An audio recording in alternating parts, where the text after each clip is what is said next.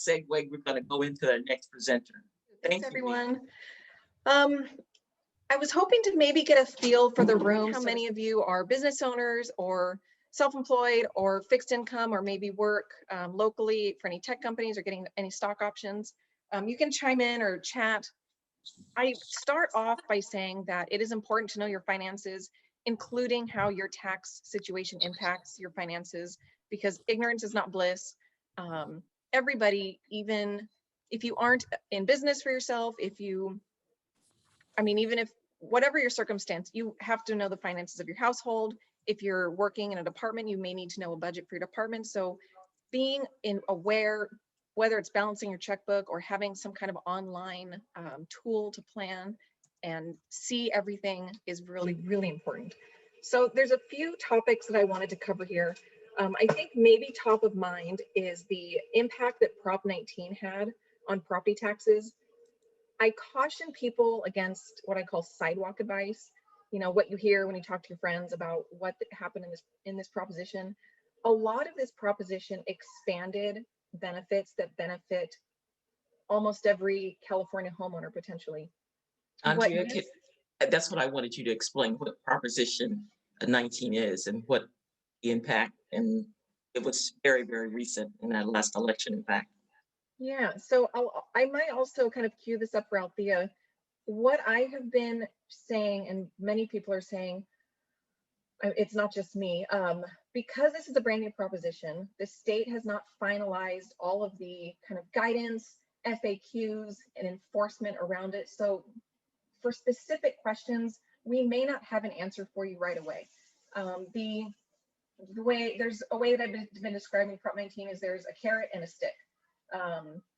What we got out of Prop 19, and the California Association of Realtors backed this proposition for this purpose, was that it expanded the Prop 16, Prop 90 property tax transfers. So for 55 and over, now you can transfer your property tax base not once, but 3 times in your lifetime.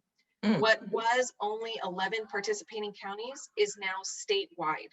That is enormous, because as we know, the trading or even buying similar property meant a very significant increase in property taxes. So the benefit of Prop 19 here of transferring the property tax base is very significant.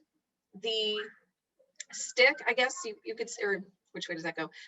The part that is scaring people is the generational transfer. What used to be that your child could inherit your property tax base, there's now $1 million exclusion. So the first $1 million on top of the inherited property tax base stays the same. And then any value over that $1 million exclusion plus the original property tax base will get reassessed at fair market value. So I have talked a few clients off the ledge about this, because I took a phone call. One of my clients, she is probably in her early 60s. She's panicked. My kids are going to have to sell the rental properties that I've built up, because that's what I'm passing on to them, and that's going to be their retirement, and that's their inheritance, and they're going to have to sell because property taxes are going up. So hold on, they're not inheriting the property tomorrow. They're probably not going to inherit this property for a few decades. And yes, the cost of property tax will increase, but rents are going to increase also. So it's not, for many taxpayers, it's not an immediate effect right now. There are certainly families, I would say large real estate portfolios, legacy, long time held properties, where you know that the next generation is going to own and continue to own that property, where it may make sense to talk to Althea about a big picture real estate transaction of transfer before this February 15th deadline kicks in. It's not a one size fits all. There's a lot to evaluate. So I'll let Althea cover more of that. Prop 19 is probably more on the legal side than the income tax side, but I know it's kind of on everyone's mind. Mortgage interest. I have this up here because we've been used to being able to write off mortgage interest up to the first $1 million of mortgage that we borrow. So we can write off mortgage interest up to $1 million of mortgage interest. TCJA tax reform, the Tax Cuts and Jobs Act that went into effect at the beginning of the last administration, reduced the amount of mortgage interest that can be written off to $750,000 for properties purchased after December 17th, 2017. So anybody that's owned their home, and probably your accountant has been doing this in your return already, but if you've owned your home before that December 2017 date, no change to your mortgage interest write-off. For homes purchased after December 2017, December 17th, 2017, the mortgage interest is capped at $750. That is set to sunset in 2025, meaning when they wrote the TCJA tax code, they have some provisions in there that will sunset and expire in 2025 and revert back to the $1 million. I hear a lot of confusion where people talk about doing a 1031 exchange when they sell their home. A 1031 exchange only relates to rental property. So you're exchanging like-kind investment for another like-kind investment. And there is absolutely a fabulous tax benefit to deferring and not paying tax today. If you are selling one single family and you're going to buy a few multi-unit properties, you 1031 in one transaction, you have to identify and start that out from the beginning of the transaction. And you defer that income tax. Your cost basis is carried over, so it stays the same in the new replacement properties. But what 1031 does not relate to or apply to is your primary residence. That I will cover on the next slide. That's section 121, gain exclusion. Also on this slide, I wanted to talk about mortgage forbearance because that is relevant this year. Many homeowners may have taken advantage of a time to pause their mortgage payments. For many reasons, people were absolutely stretched too thin, panicked, cash flow was not available. While that did provide cash flow relief, the time period of not making your mortgage payment also means that you weren't paying mortgage interest, which is a deduction. So when you get your lender's 1098 with your mortgage interest for 2020, it might be less than what you've historically written off, which may mean that you might experience a higher income tax bill that you probably weren't planning for, because it wasn't really part of the conversation when lenders made these programs available. So, kind of keep that in mind, get your numbers and your tax documents together soon so that you can get a draft of your return.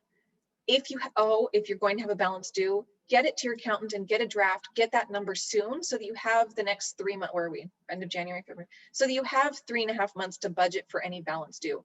As we know, April is an expensive time of year because you owe your income taxes, you owe your second installment property taxes. If you have a small business, you're funding retirement. Even if you're not a small business owner and you're funding IRAs, those need to be done by April 15th. So you want to make sure that you know and can budget for April cash flow. There's my other baby in the background. I apologize. Everybody needs dinner right now. Althea is going to talk more about a living trust, but what I will say here that I think is a myth is I don't need a living trust because I don't own real property, or I don't need a living trust because I don't have minor children. There are other compelling reasons to have a living trust in place for medical and financial directives and power of attorneys. So I will let Althea cover that. What I was mentioning about the difference between 1031 and your primary residence is your primary residence benefits from section 121, personal gain exclusion. Now, this is one of the few areas of the tax code where the IRS gives us tax-free capital gain. For a single taxpayer, it's $250,000. For a joint married taxpayer, it's $500,000. So if you have been in your home and you have equity built up that exceeds $500,000, you'll pay capital gain on that first dollar over $500,000.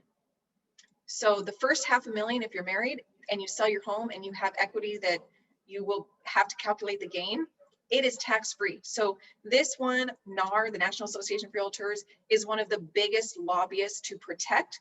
This is one of the beautiful benefits of home ownership in addition to writing off our mortgage interest.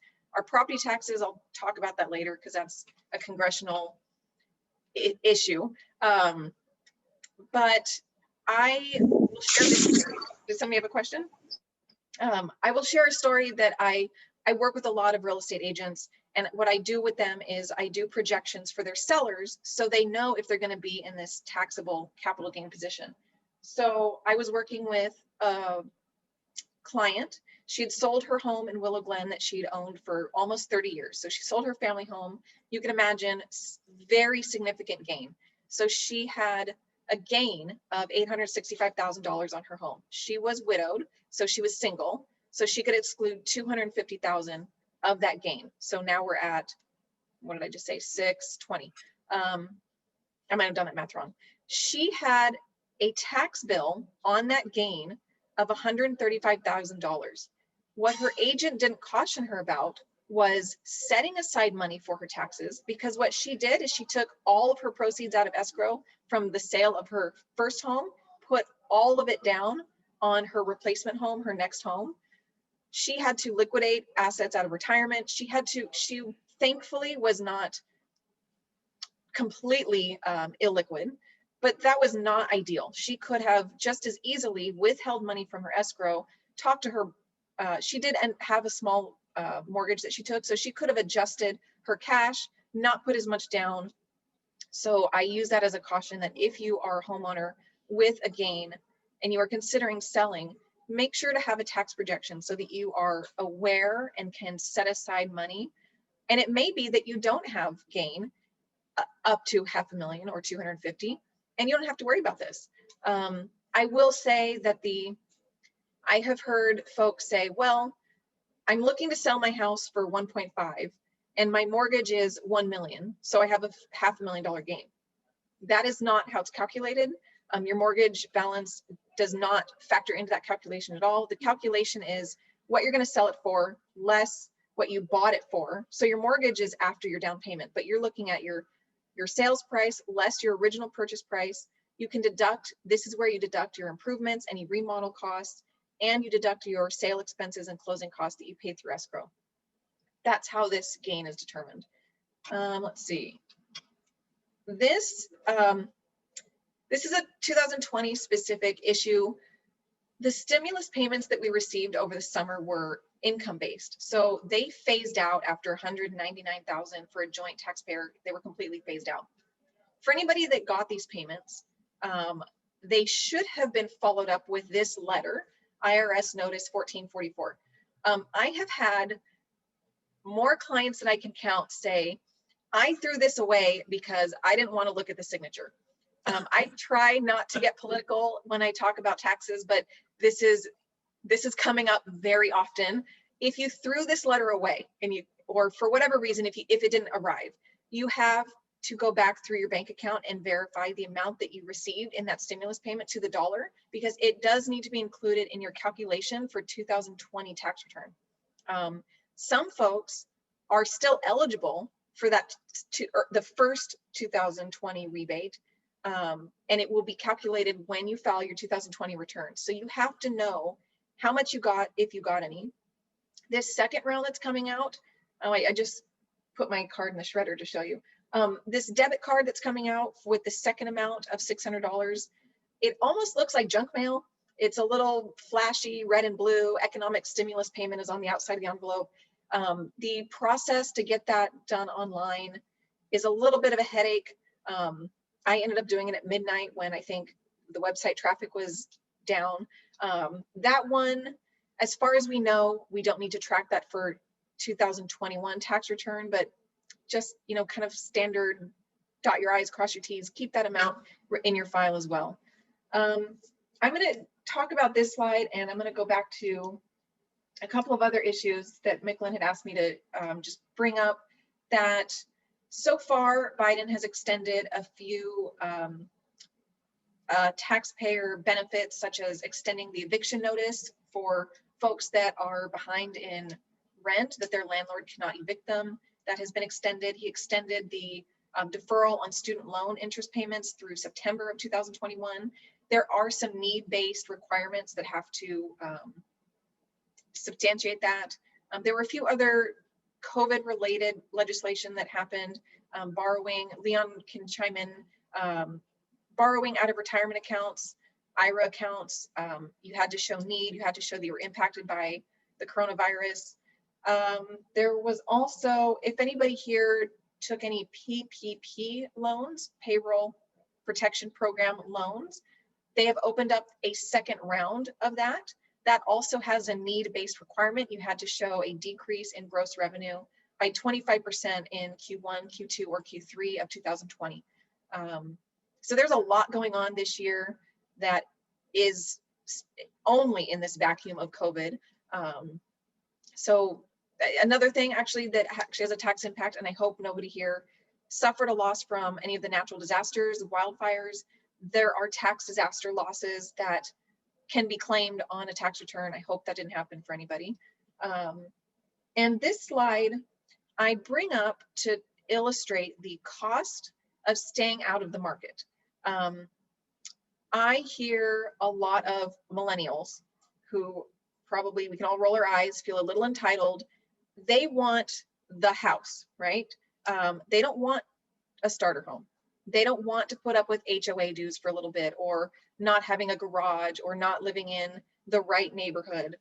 So this is an illustration of a condo bought in 2012 for 299. Let me just get my numbers right because my Zoom is covering this. 305. Bought for 305, $34,000 down payment. It was small, you know, modest condo. Definitely had HOA, had carport. Within 10 months, it was sold for $425,000. Now, this is also, we have to remember what kind of market was happening back then. It was sold for $425,000 to replace it with a townhouse bought at $425,000. Townhouse was a little bit bigger. It had a 1-car garage, still has some HOAs. 2 years and 2 months later, key point, because in order to use that section 121 personal gain exclusion, you have to live in your home for 2 years out of 5. So the rule is, did you live in it for 2 out of the 5 years? They don't have to be consecutive or the most recent 2 years, but you do have to live there for 2 years, 24 months. So 2 years and 2 months later, sold the townhouse for, let's see, $555 and bought a single family home for $732. So that $34,000 turned into quite a comfortable asset for this taxpayer, for this homeowner, I should say. So compare that with, I'm sure some of us know people in our life that have made that comment before, like, well, I don't want to pay HOA, or it doesn't have a pool, or it's not in the right school district. The starter home, it's not just something that, you know, a generation talked about as, you know, working hard, and it is still relevant. And there definitely is a cost of staying out of the market. Rates are unbelievably low. You know, you're hearing over and over, the cost of borrowing is unheard of right now.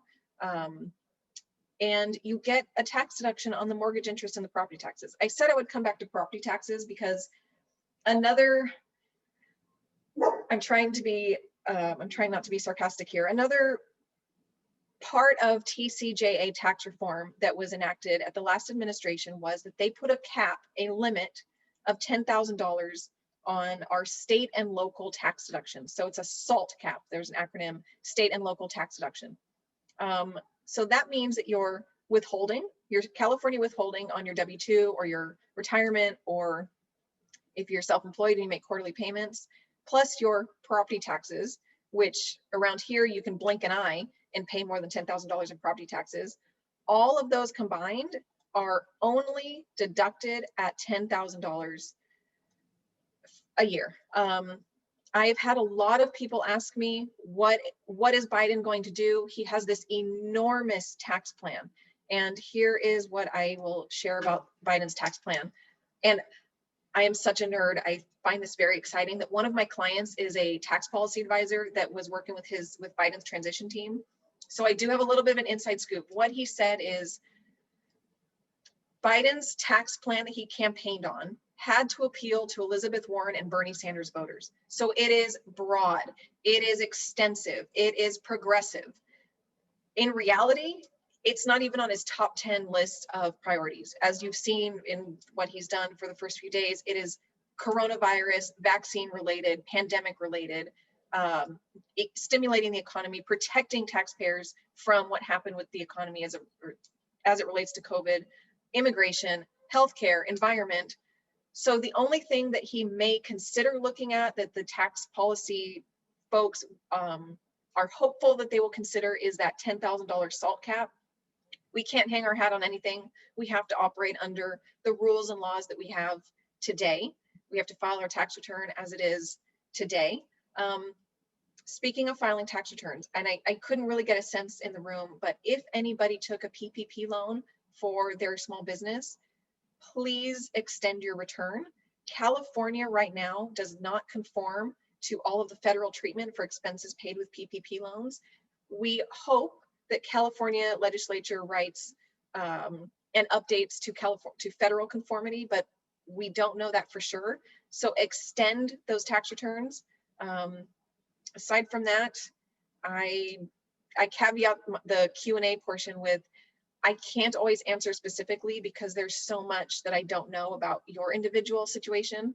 So I welcome any questions. I think I had one, and that was during the time that PPP and EDA loans and all that stuff came into being, about, I guess, in March and April. A lot of us real estate brokers and agents were talking about that, and how we did not qualify for unemployment because they did not consider us initially, because we didn't pay into it. And then we got it. It finally kicked in. Is that going to happen again on this second round? So that has nothing to, that's different from PPP. PPP was funded by the SBA, Small Business Administration. The pandemic unemployment assistance was the unemployment benefit through EDD, the Employment Development Department, specifically for self-employed taxpayers. So I know that's alphabet soup, but it's two different areas. PUA benefits have likely expired and are not to be extended. And they're taxable. All unemployment benefits, including PUA, pandemic unemployment assistance, they are taxable benefits. And it's not going to be extended? I haven't heard anything. If somebody else has heard something, I welcome an update. It seems like everything changes by the day in this kind of during this time. Yeah, because it came at a great time, because when they cut us off, they cut us like at the knees, saying you can't do this, you can't do that. So that little money really did help. Any tax questions? Leon mentioned Roth IRA contributions. For folks that make more money than the $132,000 limit, there is a strategy called a backdoor Roth IRA contribution. It's not a one size fits all for everybody, but it is a great strategy if you don't already have traditional or rollover IRAs. I counsel all my clients about their possible retirement contributions, working in conjunction with their investment advisor and financial planner. Retirement, self-employed retirement. Any other tax related questions? Hi, this is Janet Halliburton. I don't have a tax related question, but I just wanted to make a comment to people who, and as Mickelin said, sometimes these solutions are a little uneven. For example, even though you have a moratorium on your mortgage payment, if you live in an HOA, you don't have a moratorium on your HOA dues. And for those who might be thinking that they can hold off on that, the HOA, if it's delinquent, they do have the ability to foreclose. There's the other issue of persons who have income property. There's a moratorium on the rents, but there's also a moratorium on some of the mortgages, but that is very iffy, because the moratorium on the mortgages are only for government Fannie or Freddie, as far as I know. Some of the other mortgages are not being handled under the moratorium. So I would just suggest that you talk to someone to get a read before these moratorium are over, to see where you stand, so that you're not left losing your property or being in a situation that you can't recover when they pull the bandage off the wound and all of these moratoria go away. People should be evaluating their situation as they go, and not wait until there is a a solution or wait for another bailout or what have you.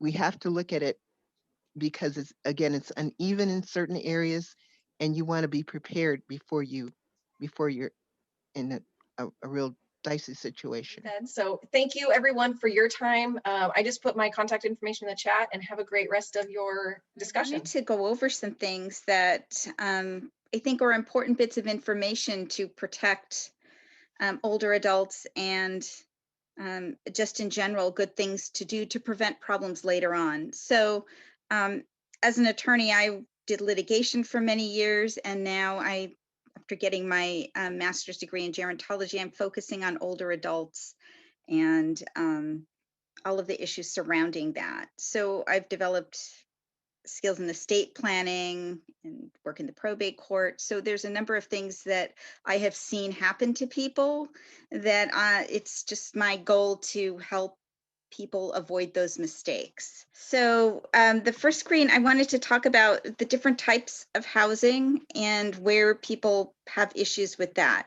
And I know the goal is for everyone to stay in their home. And sometimes that just isn't possible because people get diagnosed with a serious medical condition or a long-term condition. If you have dementia, a lot of times the damage in the brain affects your behavior, and some behaviors are very difficult to contain at home.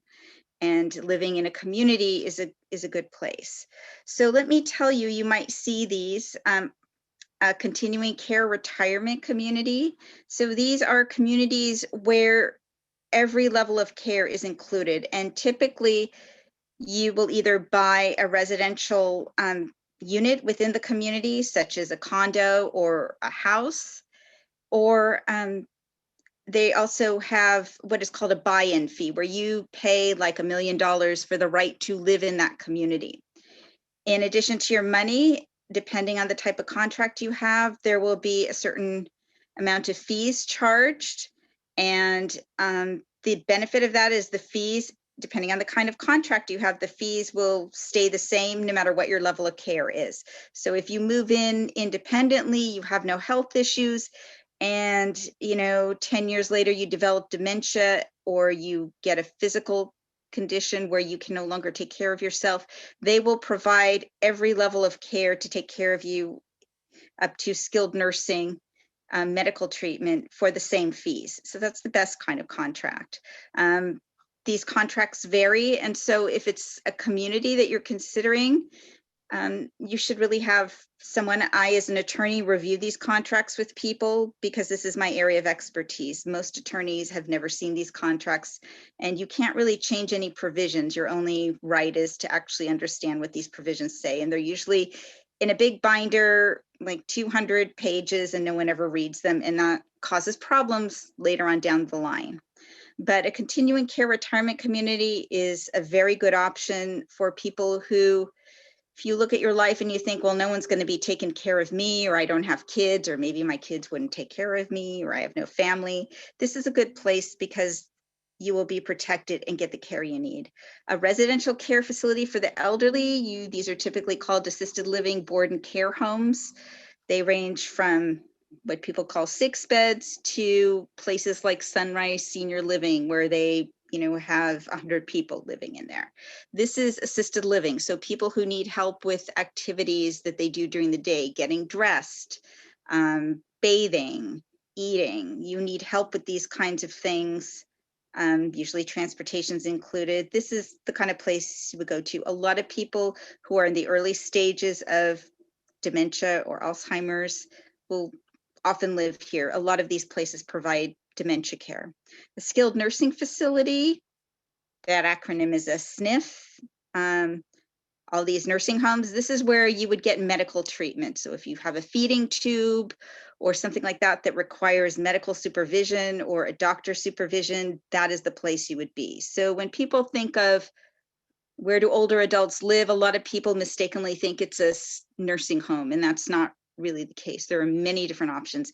Over 55 housing is another great option in the Bay Area. In San Jose, we have the huge over 55 community, the Villages over in San Jose, and That is basically an age-restricted housing. So you have to be over 55 to live there.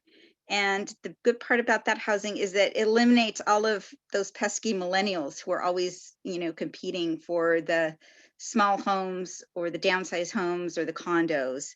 So I often tell people this is a good option. There's other condominium buildings in the Bay Area that are over 55, so they provide no healthcare option at all. So if you end up needing assisted living or services, you'd have to bring people into your home. But this is a good option because it gives you, it enables you to buy something without paying a huge amount of money because you've eliminated a lot of the competition. The other thing, so this is kind of a little mixed bag of things, is problems I see. People never do any estate planning. And this is a problem because I've seen stories where what ended up happening, there is no way that person would have wanted this to happen. But let me tell you the kinds of documents, we're not going to go into details, but a living trust. So I put revocable living trust because a living trust, you maintain control of your property. So basically, if you create a living trust, you put your property into that living trust, you could take it out, you could put it in, you could take it out. You still own your property and control it. That is a good option. I would suggest speaking with an experienced estate planning attorney to discuss if this is a good fit for your life. Other important estate planning documents, a power of attorney for finances.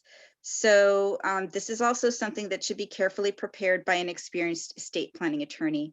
I used to handle sales. I was director of sales and marketing for two large continuing care communities, one in San Francisco, one in San Mateo. And sometimes people go to attorneys who don't normally draft these documents. And we had a very difficult time because of the way the power of attorney was drafted, that prevented this woman from being in the place she needed to be to get the care she needed. She ended up, she developed severe dementia and needed to be in a different place, but her power of attorney was worded so it was impossible to meet this requirement in the document. And experienced attorneys would never draft that. A medical directive, who is going to make decisions for you when you're not able to do that, if you're incapacitated or if you're in a vegetative state. There's also another document which is completely optional, but if you go to the hospital, they'll ask you to, Kaiser gives this to people, it's called a POLST form. But again, if you're doing an estate plan, you would work with the attorney for that. There is also a simple will. So let's say you don't know if you need a trust or not, you can always create a simple will. In the PowerPoint here, the San Mateo County Law Library, which is a program I teach at Cañada College in San Mateo, and director of the paralegal program. But we are doing a simple will clinic. So you can go there. Well, you can't go there now, but remotely you can go there and work with the people in the clinic, and they will help you draft a simple will so you can have that. Another option, if you don't have time to even do that or want to talk to anybody, like I said, I'm a professor, so I'm going to give you homework. It is a holographic will, and this is allowed in California through probate code 6111. And basically, a holographic will is something you write out entirely in your own handwriting. And there was a very good example of Thomas Kincaid, the person who, I forget what his nickname is, the painter of light or something, but he lived in Monte Sereno, and he had after he died, a very contentious dispute with his wife and his living girlfriend about who was going to inherit his estate. So his girlfriend, I guess Thomas Kincaid, painted lovely pictures, but had a lot of addictions. And so when he was drunk and on Vicodin and a number of other substances, she had him write out his holographic will. So I don't know if you could see this. I can't even figure out what this is. I give this assignment to my students and nobody can read what this even is because it looks like someone was extremely incapacitated and wrote this, because it just looks, nobody writes like this. Even though he's an artist and probably has leeway, he probably doesn't write like this. You could tell someone they typed up, but it was written much nicer than this, but they typed up what it said because it was like, what is that word? I can't read that. This is, I can figure out, this is the girlfriend, Amy Pinto. So here is what you can do from the professor to you for homework. There's no quiz, but there is homework. Here are some tips for your holographic will. So after this presentation, you just go to your desk, pull out some binder paper, and start writing. So some of the tips I can give you: write legibly. So don't do what Thomas Kincaid did in Chicken Scratch. Ideally, it would be good if you were not taking any substances that would affect your judgment or writing, but that's an aside. So the court, because this document is going to be filed with the court, people need to read it. So do the best you can to write legibly. The other thing, the whole thing must be in your own handwriting. Don't type anything. The whole thing has to be in your handwriting for this to be valid in California. It would be helpful if, well, you do need to include your name, but I tell people include your signature at the bottom and write your name underneath, because a lot of times your signature probably can't be read. If you look at my signature, no one would know what that said. You also need to include a date that you signed this document. It's not required, but it makes things a lot easier for the court. Other things that would be helpful: identify the person who's going to handle your affairs once you pass away. So that is called the executor. It's helpful if you identify that person in your handwritten will. The other thing you want to say is that your will waives bond. So this is a legal term that otherwise, when you go to probate and you have a holographic will, if you don't say your will waives bond, your executor is going to have to get a bond. And that's just more time, paperwork, and money that you don't need to deal with if you just say this will waives bond. And then it's also helpful if you say you intend this to be your will. It kind of goes without saying, but this is something that's helpful for the court and eliminates issues. And so anything you want to do: who is going to take care of your kids, who is going to get money, who's going to take care of your companion animals, all of those things can be in there. But again, it has to all be in your own handwriting. So I wanted to show you, here is the information. So these are usually the community law night for free help with wills and estate planning, probate, and family law matters are the third Tuesday of the month. So the next time will be February 16th and March 23rd. And you can just call this number and make an appointment. This is all by phone. And then you can talk to an attorney for 20 minutes who can help you with your quick question or get you help you need. Andrea talked about Prop 19 and she likes it. There are some good things in there where you can transfer your property Prop 13 base tax rate, but there is basically from the estate planning perspective, Prop 19 basically eliminates the parent-child exemption for transferring properties. So I don't know what everyone's situation is, but if there are stories, people who came to this country who couldn't speak English, worked very hard, saved their money, put it all into buying properties and wanted to leave something for their children. Right now, up until, I know the date is February 16th, but actually, or February 15th, but that's a holiday. And February 12th is a court holiday. So really the deadline to do anything about this is February 11th.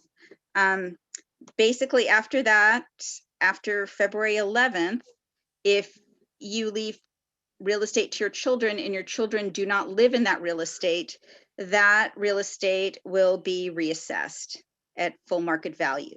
So maybe while you own this rental property, you were paying $5,000 a year in taxes, and now it's worth, $2 million. The taxes could increase significantly. I know Andrea, she's not on the call, but she said, well, you can raise the rent and do all this. There's a lot of other things, but that may not be possible, especially if this is an apartment building or a duplex or fourplex that's under mandated rent control. You are not going to be able to raise people's rent to meet the new property tax that you owe on the building. So there are ways that experienced estate planning attorneys are dealing with this. They're too complicated to go into now, but if this is a situation for you, A lot of the estate planning attorneys are just overwhelmed with work trying to get things done and recorded before this deadline, but you can email me and I can give you some names of people who are doing this work right now. But if your children are going to live in your house, then that would fall within an exception. But if they are not, and they want to keep the house, the property is going to be reassessed. So I wanted to share that, and sorry this is so rushed, but I really appreciate the time to talk to you. And anyway, if you have any questions, I've given Mickelin 2 handouts. One is what kind of senior living option is right for me, and the other talks about the costs and different factors if you don't have a will, if you have a will, and if you have a living trust, and it's a very useful resource. So anyway, thank you so much. And I will. Thank you. Yes. In terms of you have to have family members or your children that would move into the home. If you had 3 or 4 properties and you had 5 or 6 kids, if each one of them moved into that house, would that be exempt for that person? Yes, if they make that home their residence. So this is what, like Andrea said, they haven't worked out all the details, and it's a very poorly written statute. But if you have 6 kids and 4 homes and each child wants to live in one of those homes as their own residence, then that would not be reassessed. They could continue to keep your Prop 13 base. Okay. But then you'd have the 2 kids who aren't living in a home who are probably going to fight and complain about something. So you have to deal with that. Yeah. The other thing, when the property is reassessed, you would get a stepped up value for that house. So it's reassessed and you're paying full the regular property tax on that now. Your base would be reassessed too. So it would be, you would get the stepped up basis to what the property is worth now. So when you would sell it, you would not have as much capital gains depending on when you sell it. And again, this is all very general. Right. And also in terms of if you make that your personal residence for say 3 or 4 years and then you decide to rent it out, because you've established that as your personal residence, does that maintain, or we don't know yet? We don't know yet. They have no rules about that whatsoever. There's no time limit. There's nothing that indicates what you need to prove or show. Thank you, Althea. I hope everyone is getting what they came for. The conversation has been very, very good, so I hope I can maintain that. As stated, I am a mortgage broker in California. You can be licensed as a real estate broker, and then you take an endorsement license, and that allows you to be a mortgage originator. And so that's one of 3 ways that you can originate loans in California. A lot of people want to know, what is the part of the mortgage person or the loan person doing the process of a purchase of a property. Their job is primarily to work with the client, your client, before they go out looking for properties. So that way they're able to provide information to the realtor in terms of what that client can qualify for. Are they going to be able to do a 10% down or a 5% down or a 20% down? So they're able to make that as part of their offer. So their role is extremely important early to make sure that you as a realtor going out looking for properties for a client, you're looking in neighborhoods that they can in fact qualify if they get excited for that. And so many realtors, especially those that are busy and very good, they tend to not take people out until they've been to a mortgage originator to make sure that this person can qualify for the things they're wanting and excited about going to see. As we all know, the rates right now have been really, really, really low, and it's been this way. Oh boy, I refinanced people in December, November of 2019, just 14 months ago.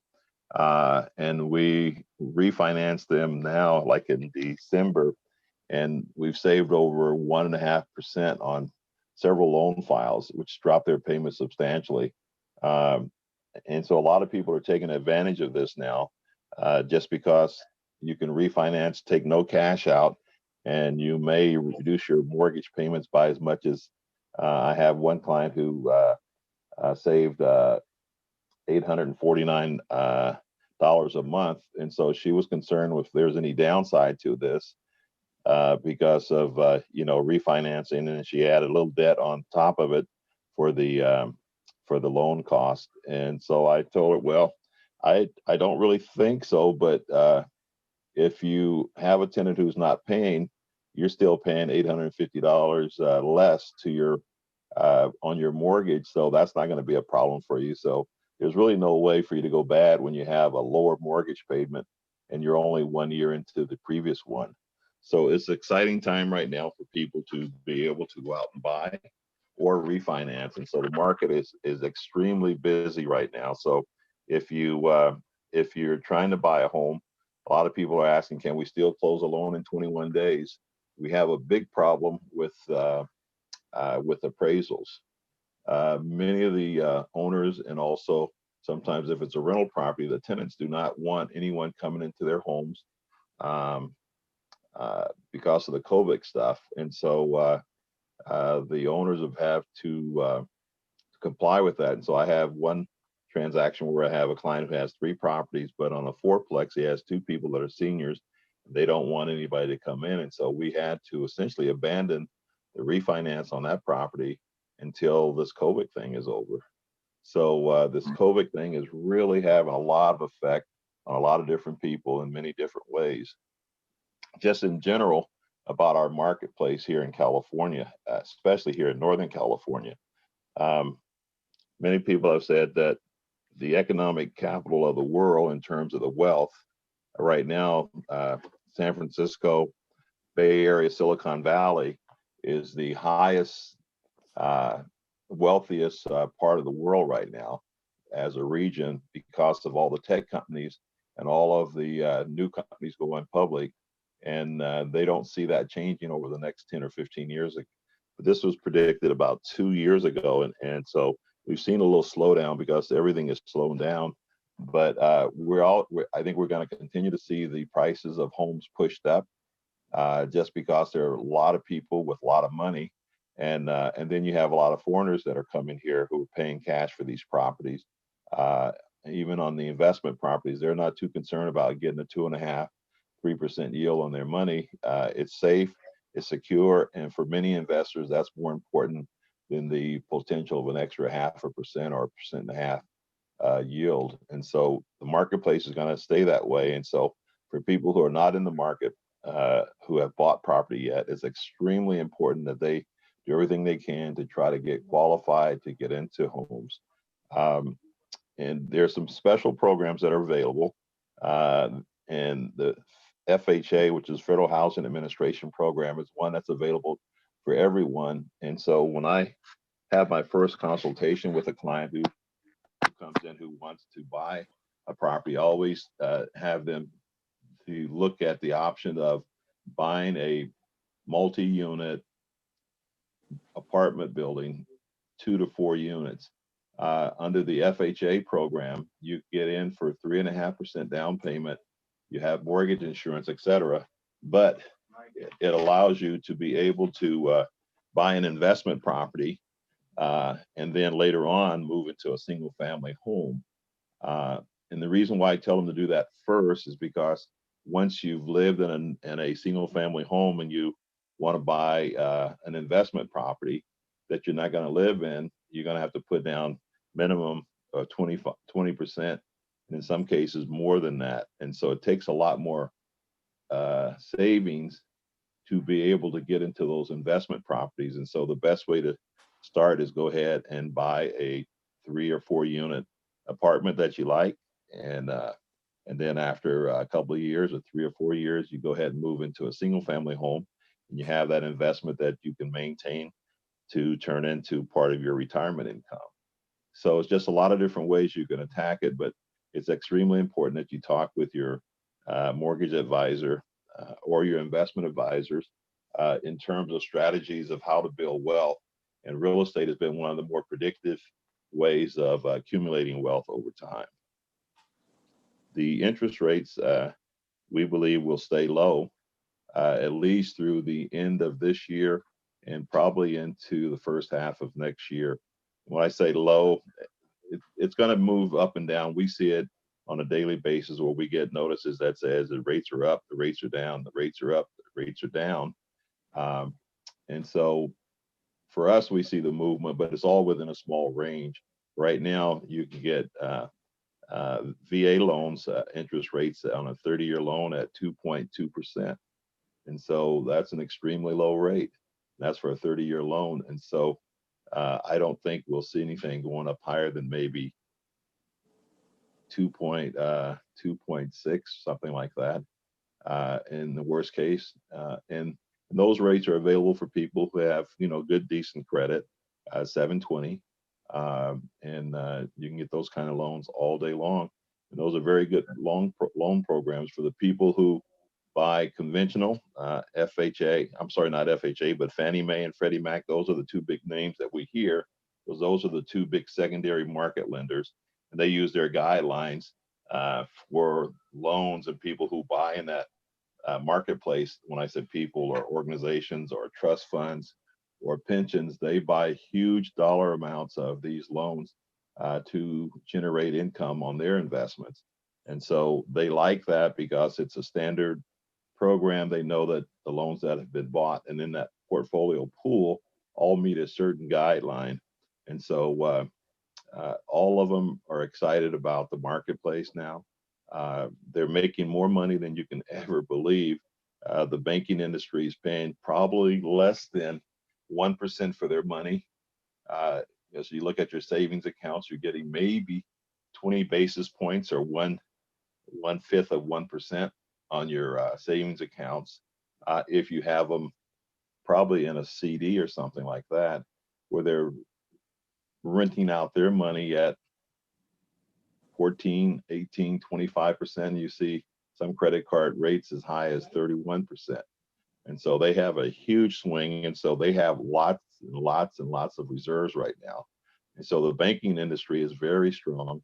And so, but they need to get that money out. And so that pushes the rates down because the demand is not nearly as high and the market is slow, even though the stock market is moving up very, very rapidly. We've seen a lot of movement in the last 4 years. But right now, the economy, there's so many people that are unemployed. And so there's still a lot of risk to the marketplace. And so as long as we have that risk, we're going to see the rates very, very modestly stay low until we start having some gains on employment, infrastructures. Those kinds of big projects bring a lot of people into work and they pay very good. And that puts a lot of money circulating into the environment. So when we see that and we see it for a little while, then we'll start seeing the interest rates slowly start to move up again. George, can I interrupt you for a second? Because I know we're running out of time. And I wanted to know if you could hit on reverse mortgages real quick and then summarize so we can get these folks home for dinner. Okay, perfect. Reverse mortgages is a product that's fairly new in the marketplace. It started under Ronald Reagan's administration. He pushed it, but it actually started the first ones in the 60s. But the reverse mortgage is a way to allow a person who's been in a home for some time have a good amount of equity, and they're at the age of 62 or greater, whereby they can essentially use the equity in their homes to pay off their mortgage, and then they will not have to have another mortgage payment for the rest of their life based on the amortization tables. So the younger you are at the age of 62, there's a lower percentage of the value of the property that they will allow you to borrow against. As you mature, then that percentage go up. So a person who may be 79, 82, they might be able to borrow initially up to 69% of the value of the property, because on their actuarial table, they might only have another 8 years that they might live, where a person at 62 would need a lot more time. So they would have to have enough money to cover the interest payments that are not being paid to make it a good investment for the pension funds, those who buy these kind of mortgages. But another thing that's really great about the reverse mortgage is that if a person have a no mortgage or very, very small mortgage. They can go in what they call a HECM, which is it's kind of like a line of credit.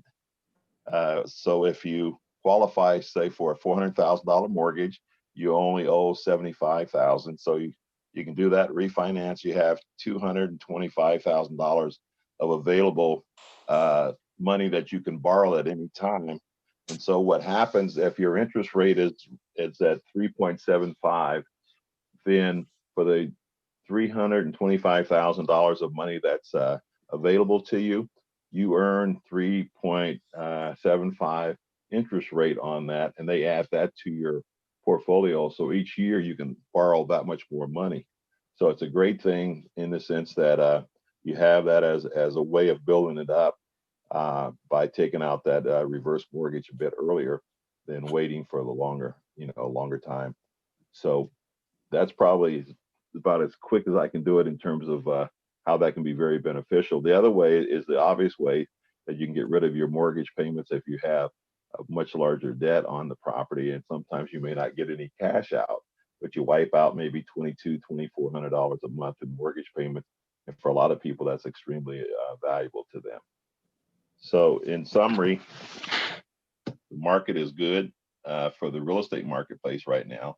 It's extremely good for the homeowners. It's very good for those who are buying in the right marketplace, because we're going to see the continued rise in the pricing of homes, especially in the metropolitan areas. And so all I can say is take advantage of the interest rates while they're low. They won't be low forever. Everything goes in a cycle. Been in the business for more than 35 years. I've seen many, many cycles. So this is a good one to be refinancing now or buying into. I'm open for any other questions you might have. Thank you. Well, Los Angeles it's a good county in terms of for real estate. They're moving up, but not as fast as the Bay Area, just because there's a lot more wealth here. And so that's what's pushing it up. A lot of people with every time they say one of these new companies go public, you have a lot of people have these stock options, and then they'll sell those stock options, and all of a sudden the person who was working for $175,000 a year, now he has a $35 billion account from the sale of a bunch of stocks. And so we've seen that often, and a lot of them are not that high, but a lot of people still happy with $10 million in their pocket. And so what they do is they end up buying a home, because that's something that you'll have forever for you and your family. And so there's been many cases where they've actually bought a property because it was in the neighborhood that they want. They didn't like the house, but they paid maybe $1.5 million. They tore it down and rebuilt it up. I would say LA is still a good place. I don't know about always, because we don't know what the time will do, but right now it's still a good place. You're not having a situation where you're not getting increases in value, but it's not growing as rapidly as the Bay Area, and very few places are. It's a good stable market there. Just wanted to make a couple comments about other ways to buy property, because we were talking about generational wealth. Mm-hmm. And sometimes I just had I have a transaction now where the owner gifted the buyer equity, and they're using that equity as a down payment. They had a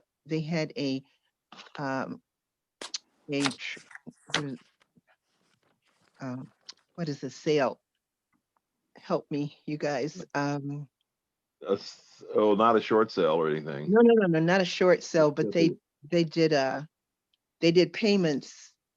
I just can't. My mind went blank. They will do if they were there as a tenant, as a renter before.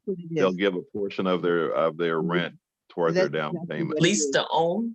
Thank you. Mm-hmm. For some reason, I was blanking on it. They did a lease to own, and they gifted the buyer with equity as a down payment. It had to be 20%, but they're getting an 80% loan with no money out of pocket, because they paid it over years.